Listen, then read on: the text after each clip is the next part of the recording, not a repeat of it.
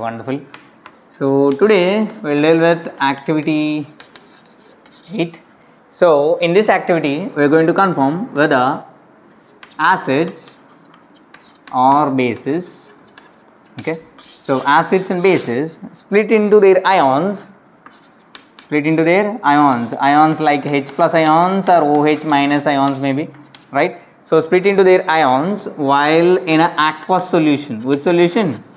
Aqueous solution. Okay. So to confirm this, we need to do an activity now. So let's see the activity. We need to take a test tube, and in that test tube, okay, we need to take a test tube. Wonderful. And in that test tube, we will take sodium chloride solution, okay, or else a sodium chloride. Directly we will take some amount of sodium chloride. It is nothing but a common salt, right?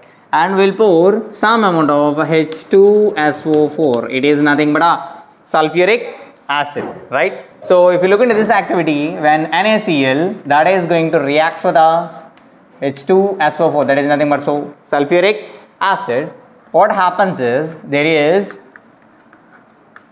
a salt gets deposited at the bottom of the flask, that is nothing but a sodium sulfate, and a gas get liberated, that is nothing but a HCl gas gets liberated, right? So in this case what happens is, let's try to balance this equation. Na2, which means let's put 2 here and let's put 2 over here. So I think 2 sodiums, wonderful. Chlorines were 2, wonderful.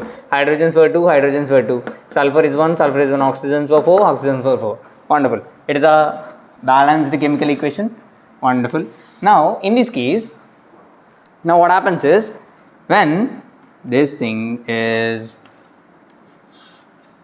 okay, it is totally rubber cocked, and we will put one thing here, that is nothing but a drying tube. What? Drying tube. It also has one more name, that is nothing but a guard tube. What? Guard tube, right? So in this guard tube, there is a specialty in this guard tube, that is, what was the specialty is, contains copper chloride, right? It contains a copper chloride, that too present inside this thing. Now what happens is, this copper chloride, when there is some amount of air comes inside this delivery tube, what happens is, this copper chloride absorbs this water and becomes a calcium oxide, okay, and gets deposited at the bottom, okay, but it also releases a gas, that is nothing but a HCl gas is liberated. Wonderful. So this is the reaction that is going to happen inside the guard tube, right? Okay, but what is the use of this guard tube is that in this case what happens is, we are going to take two situations here. One is, we'll put 2 litmus papers here, okay. One is a blue litmus paper and this is also blue litmus paper. What is the difference between these two then? One is dried and one is a wet litmus paper, right? So wet litmus paper means it is dipped inside the water, and dry litmus paper is it is as it is, none, okay, there is no need to do it. So when you put these two papers near these cases, okay, blue litmus paper, that too in dry state, you put this, what happens is, nothing will happen, there is no change in colors. But when you put a wet litmus paper near this tube, what happens here is, what happens? This thing is going to turn, this blue litmus paper turns to red color, which means if blue litmus paper turns red, it becomes a base. But you have learned something from the previous cases, that HCl is an acid, right? HCl is an acid, but here HCl gas is a base, okay, you need to remember this thing.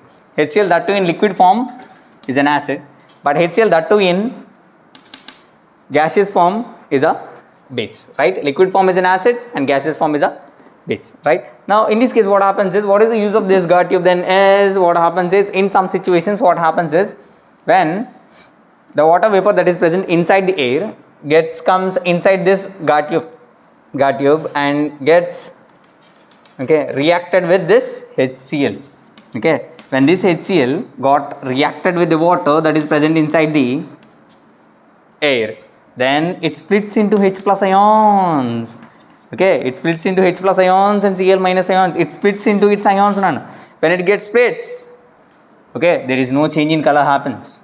Okay, that's because when it gets mixed with the water, it becomes an liquid state, acid, right? So that reaction to check whether gas is a base or not, to confirm this, that is the reason we are going to use this guard tube. Clear? Okay, so in this case you could easily observe something, that when these acids reacts with aqueous solution like water, what happens? It split into its ions, right? You need to remember this thing, right? Wonderful.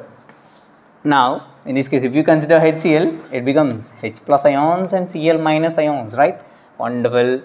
Okay, so normally these H plus ions are also called as a hydrogen ions. Hydrogen ions. Okay, when these H plus ions gets mixed with the water, what happens is we got H3O plus ions. Which ions? H3O plus ions. These ions are also called as the hydronium ions. What? Hydronium ions. Okay, you need to remember this name because this is going to ask in a bits. Okay, 1 mark bits none. Okay, so H3O plus ions are also called as hydronium ion, or else write the chemical formula of hydronium ion, H3O plus. You need to remember this thing, right? So for suppose if we consider potassium hydroxide, when it gets reacted with water, what happens is it splits, because potassium hydroxide is a base. In this case also, when it is going to react with an aqueous solution, it also splits into its ions, K plus and OH minus.